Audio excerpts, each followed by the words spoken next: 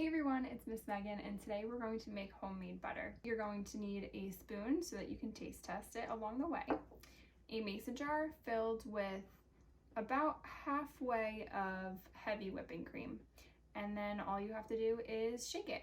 So what you're going to be doing is just shaking it continuously until the mixture changes, and with your spoon you can try it along the way.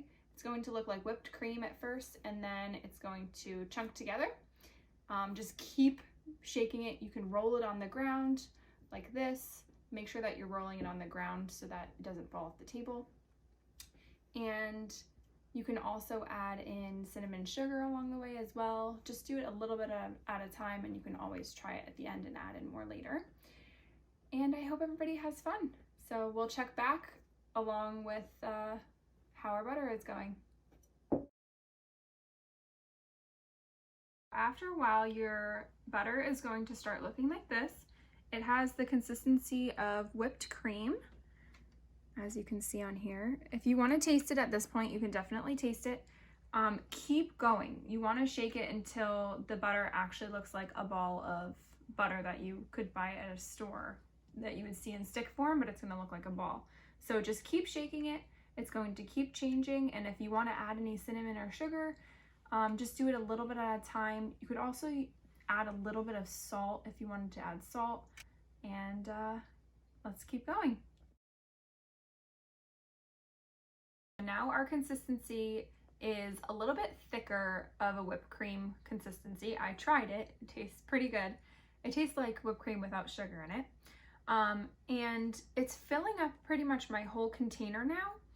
So there's like little air pockets that you can see in here, but you want to just keep shaking it. It's going to be a little bit harder. You're not going to hear it hitting the side of the jar, but when you shake it, you want to shake it so that you go like this, so it kind of gets away from the side of the jar.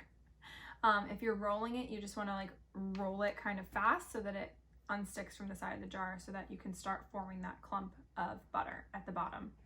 And keep going, and we'll see what happens next. Now our butter has separated from the sides of our jar, and it's starting to kind of look a little bit like cheese. And you're going to see a little bit of a liquid on the sides too. That's going to be your buttermilk. That is totally normal. You can leave that in your jar.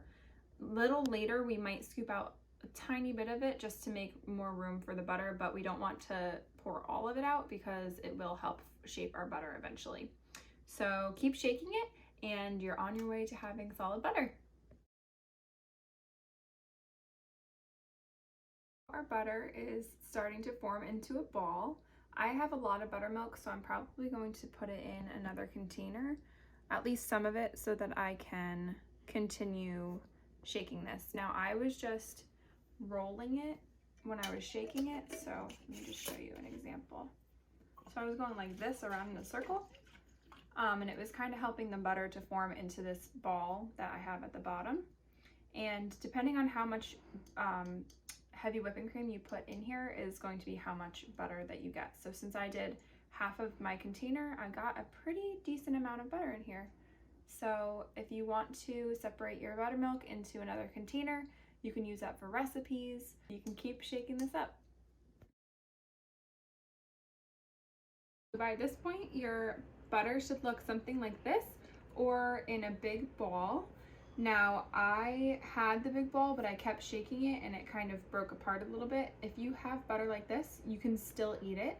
It's going to be more like whipped butter, but it still tastes great. So I didn't add anything into mine. Mine is just the heavy whipping cream. But like I said before, you can add the cinnamon sugar in it. You can add just a little bit of salt. I wouldn't add too much salt. I might add honey to mine later. So I hope everybody enjoys it and had fun.